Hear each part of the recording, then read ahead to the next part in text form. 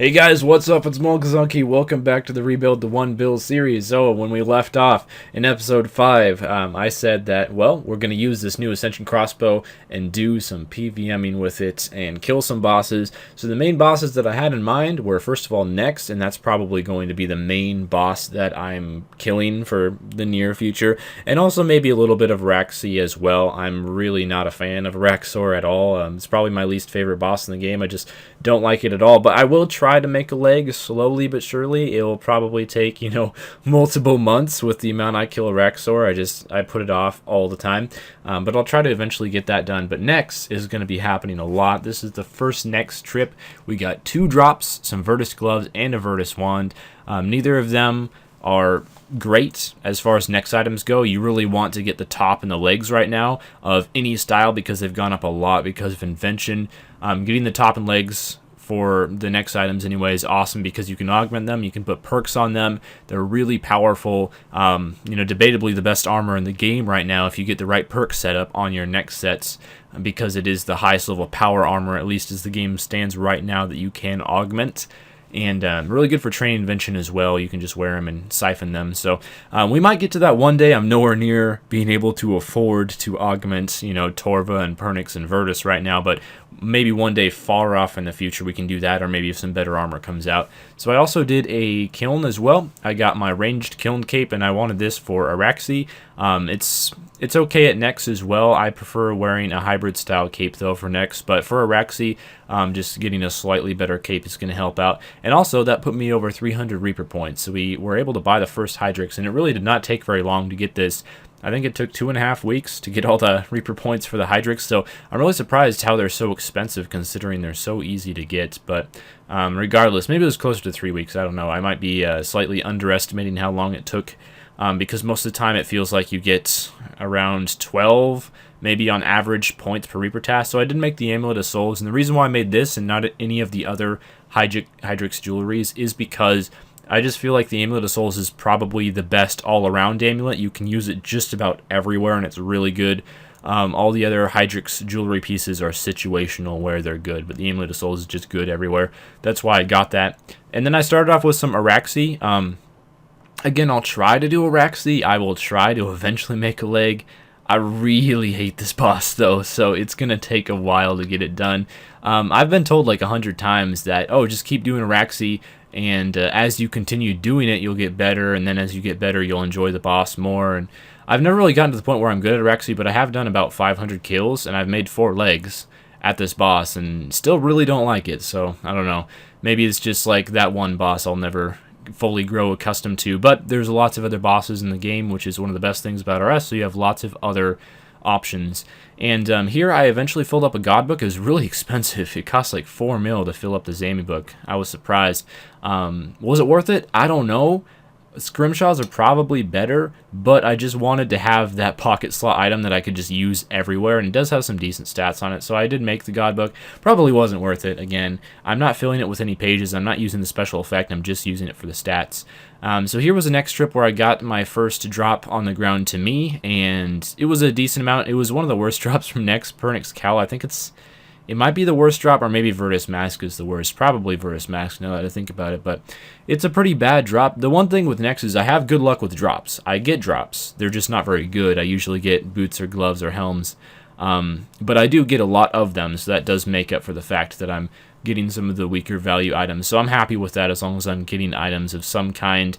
It's a good day because it's fun seeing anything on the ground, even if it's not worth a whole lot. So I'll try to continue showing these Nex clips. I forget how many I exactly did in this episode, but I have been doing a lot of Nex lately that you will also see in future episodes. And also, I'm continuing to do elite clues. You can get 1 elite clue per week from your aquarium in your house if you have the treasure chest placed, and you can also get 1 a week from Skeletal Horror. So I've been trying to do those 2 activities every single week, get some free elite clues from those, because since I've been focusing on Nex and Araxi lately, and also quite a bit of invention fishing as well, I haven't been doing as much Slayer, which means you get significantly less clues. I know Araxi doesn't drop clues. I'm not sure if Nex does.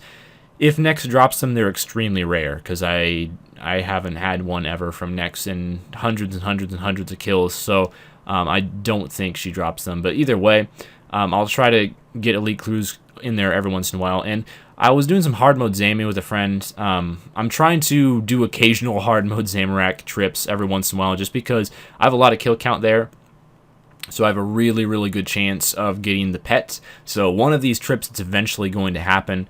I try to do like maybe 1 or 2 hard mode Zamorak trips per week, and one of these days I'll get the pet. It hasn't happened as of yet, but we did get a couple of drops. I think this was a 2-hour trip, so 2 instances that I did with one of my friends there, and we made a decent amount of money. Like, it's a couple mil per hour, just because the regular drops from hard mode Zammy are very good. He drops every single time he dies is anywhere between 50 to 100k, so it's not the best money, but it is decent.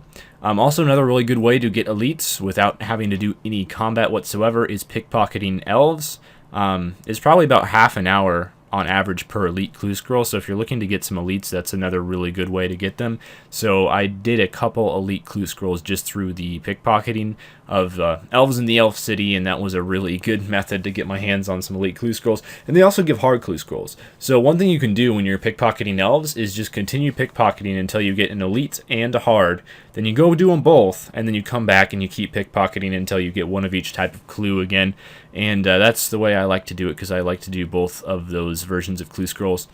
Another Reaper assignment completed. I'm closing in on 50, and I believe you get a pretty awesome point boost at 50 Reaper points completed, or Reaper tasks completed, that is, so that's going to be really awesome.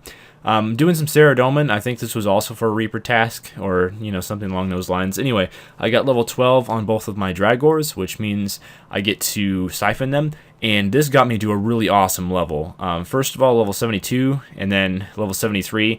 Well, not quite, but level 74 Invention was the level that I was aiming for, and I unlock a very cool ability at that level. And what that ability is I get to use my Armadillo components. I must have got 74 Invention not recorded. That was probably during the fishing video, now that I think about it. When I was testing out Invention fishing, that would make sense. But at the 74 Invention, you can use the God Wars Dungeon components, and I had 5 Armadillo components, which were very expensive to get, by the way. It was like 4 mil to get those components, but I think it's worth it because the perk I got is Precise 5, so I put that in one of my Dragors, and Precise 5 is just one of the best perks in the game.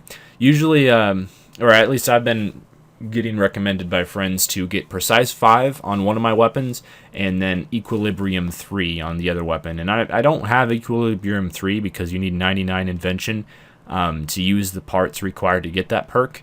But I did get Precise, and I'll get Equilibrium, you know, when we get the Max Cape back. And I also wanted to put some perks on my armor, and I did augment my Tetsu armor. The reason why Tetsu is just because I can't afford the next sets yet, so I'm going to use this Tetsu to train up to a high invention level. And then one day, once I, you know, have a good amount of money to spend on stuff again, I'll probably get all of the next sets and augment them. Or if God Wars Dungeon 2 drops power armor, because I've heard that might possibly be a thing, maybe I'll get that power armor there, and I'll augment that. But either way, this Tetsu armor should tide me over for quite a while, and it should be a really nice way to just siphon it and gain some invention XP. So I found out right now, actually, that I can't use the rumbling components, which sucks because I spent 3 mil getting those components, but no, you need 99 invention to use those. So anyway, you can't even put them in armor anyway, which I found out. So Equilibrium is a weapon-only perk, and I would have been disappointed even if I had 99 invention, because I wouldn't have been able to use the perk either way, because my weapons are already augmented. Anyway, some more elite clue scrolls, but yeah, I got my Tetsu all augmented with really good perks. I got Crackling in there. You guys saw what the other ones are. I can't really see the screen very well because it's very small right now, but really good armor perks for the most part. Also, this was a nice surprise when the fishing update came out, fishing woodcutting for invention. I had a bunch of crystal tool seeds that I had been saving from Edemu, because well, I think the whole tool for invention thing update wasn't very well hidden, so a lot of people knew it was coming, so I was like, hey, you know, I'll just save these crystal tool seeds just in case. I had a few friends like tell me, oh, if you have any crystal tool seeds, save them. So I did, and they sold for a ton of money. So I'm doing some more Cerudoman. I did it like a 2-hour trip here, just trying to get some XP on the Drygores and also the Tetsu in order to siphon them. And we finally get a drop. After like 4 Cerudoman instances, I got a drop, and it was an offhand Armadillo crossbow, which is the second best drop after the Cerudoman hilt, at least monetary value wise. I would say the best drop is probably the pets, but in terms of value, second best drop is offhand crossbow, so I was really glad to get that one. Here's another clue complete. This one was, I imagine, from Cerudoman. You can get hard and elite clue scrolls off the minions, and they're fairly common off of those minions. So I did some of these as well, just continuing on that elite grind. We're up to 64 elites, and that's what we're going to end off this episode with. So just continuing towards that. You need to do several hundred clue scrolls in order to hit the average drop rate for a die of any kind. So I'm nowhere near that, but one day it's going to happen, and I'm going to be like, yes. So I was asked to show off the bank, and so I'll just do like a really quick overview of all the interesting tabs in my bank, and you can kind of see what I have here. Not a whole lot. My gear tab is still really, really lacking, but I'm trying to build that back up again. But the most exciting thing here is I'm going to show you guys my loot from farming.